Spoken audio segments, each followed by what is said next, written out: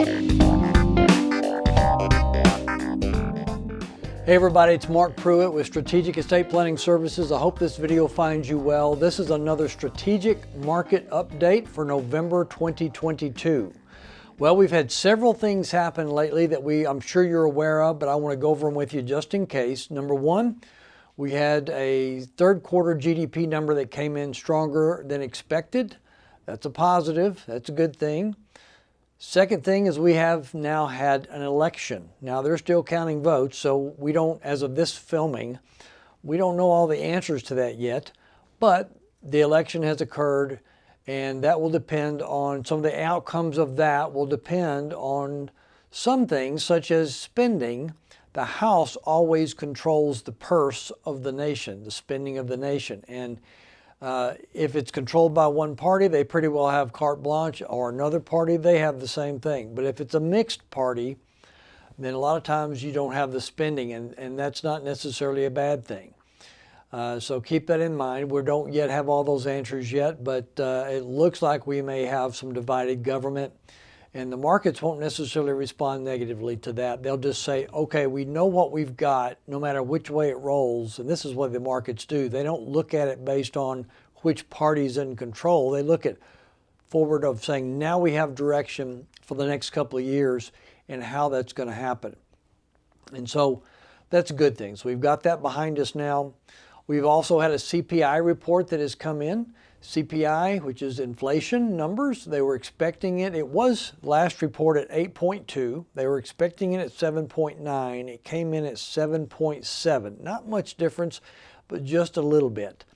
And so that's a positive as well. Now you still have to keep in mind, inflation is still incredibly high. It's still high out there and it's affecting a lot of things.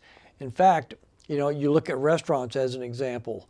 Restaurants are having high cost in food, they're having high labor costs to be able to get help, and they're having high occupancy rent rates to be able to be in the restaurants and to rent the facilities to be able to have dining. All of those things have really skyrocketed prices of food, and when you go out to eat, I'm sure you're feeling that as I am. I'll give you my personal story. Della went the other day to called me and said, hey, are you hungry? I'm out. I'll get something, bring it in. I said, I'm not that hungry, but how about some tacos? So nothing fancy, just go to Taco Bell. She runs through Taco Bell. She goes, how many tacos do you want? I said, 3.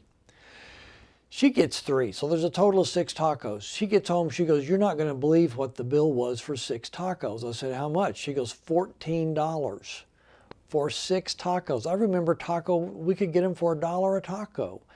And not only that, to make matters worse, we open up the bag and there's not 6 tacos in there, there's only 3. So I paid $14 for 3 tacos. That just made my night, I can promise you. Anyway, you get the gist of saying food is expensive out there. And that's going to make for a more expensive holiday season that we're entering into, because you think about it, people are either buying a lot of food because families coming in and they're cooking, or they're going out to eat and then potentially spending even more. So it's going to be an expensive holiday, at least food-wise. So you got to kind of prepare for that as well. I can tell you in regards to inflation, the Fed is not worried about creating a recession. They have one goal in mind, and they are laser focused, and that is to bring down inflation. And they're going to continue to keep the gas pedal down and raising interest rates until they get it where they want it. We know and feel like that they will raise, I won't say we know, I say we feel like they will raise rates in December. We feel like they will raise them in February. We'll see what begins to happen after that. But that's going to be important. They're going to keep doing this until they get inflation down and get it more under control. And that's their number one goal, and they don't care if it creates a problem or not. I can tell you another thing that it does is it makes companies tighter in regards to their productions and their profits. That's the next tsunami I see coming down the road, is a couple of things, is company profits. Example, Amazon, of all companies, is laying off. You can Google that, you can see it and find it. And they talk about the layoffs that they're having now into the Christmas and holiday season, which is highly unusual. And so you see companies like that, as we've talked in the past about other companies that are laying people off as well. So unemployment, what's the proof of that? Well, Laura will put up the chart here, and the chart is from the government where it says the unemployment insurance weekly claims. And what you're beginning to see, if you look from April to November, even though there might be a little wobble up and down in there, from April to November, the number has steadily increased in regards to unemployment. It's getting higher and higher and higher. And we're going to see that probably continue an uptick as companies begin to lay off. You've had things such as Facebook, Twitter, Tesla, they've all announced layoffs. And you can find that easily on Google as well because they're announcing that, public information. So that's happening with large companies. So if it's happening with large companies, you know it's happening with smaller companies as well. So that's something I will tell you in regards to your portfolios. We're not out of the woods yet.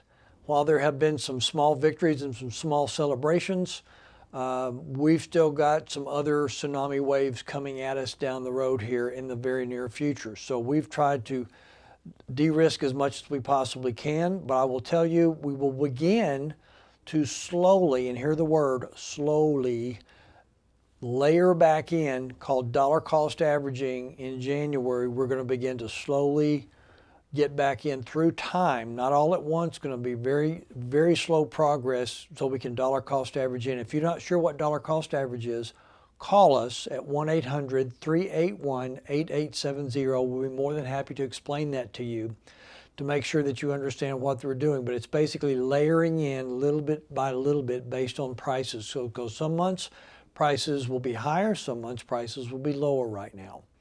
And so we're trying to get a good solid average by doing that. Another thing that's coming down the road I want you to be aware of is it is time for reviews.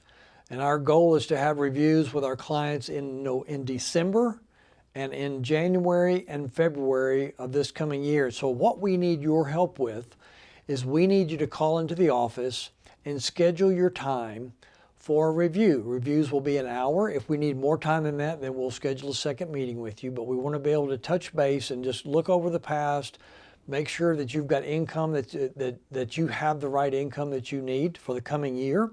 The other thing I can tell you is regards to getting on the schedule. It's imperative. We are required to have a review with you. So bottom line is call Laura, set up a time. She'll call you, emails, letters. If we don't hear from those three things, then we're going to start calling you ourselves, which would be Lamar and Stephen and I. We're hoping that you'll help us with that and get on the schedule as soon as possible.